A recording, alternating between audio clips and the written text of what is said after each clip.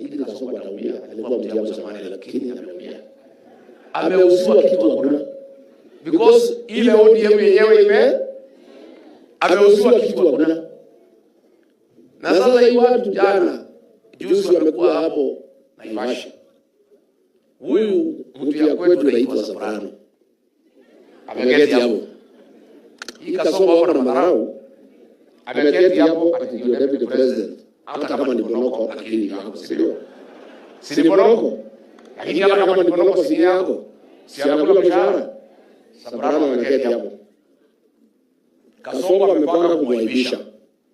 Anaambia Simba Arati yaamka. Simba Arati anaamka anasema hii kiti ya deputy president hii ni yetu watu ya ODM. Na kama huyu Kindiki anataka atoke huko akuje ODM. Na Kindiki anakaa. Anaangalia chini. Unajua ni mfupi sasa kuangalia chini maana iko kasi mingi. Simu yake karibu iko alikuwa sakafu. Anainama. Sasa wewe Kasongo. Hata kama umeamua kufukuza hii Soprano kwa sababu hana watu, hana wafuasi, amekataliwa Mlimani, amekataliwa Kenya kwa sababu ni Bonoko. Hata kama umeamua kumfukuza, iko haja gani kumwaibisha? Atikiti yake inaongelelewa kama ameketi hapo. Hata kama yeye ni bure, si ni bwana ya mtu? Si ni baba ya mtoto? Hata kama hana wananchi, hana wafuasi kwa sababu hana, at least ni bwana ya mtu. Iko kumwaibisha hapo. Na niliona alifanya vile alikuwa anafanya. Akitembea kwa mkeka nyekundu, anatembea na hiyo huru. Kindiki anatembea kwa nyasi. Unajua Kasongo akitaka kukufukuza kwa mimi uende.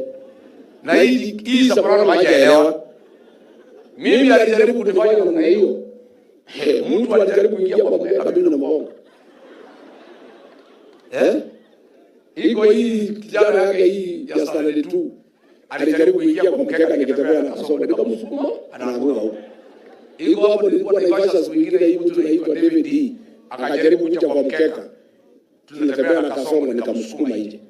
Na hiyo ni madharau ya Kasongo. Alikuwa ananifanyia vile vile anafanyia huyo Kindiki.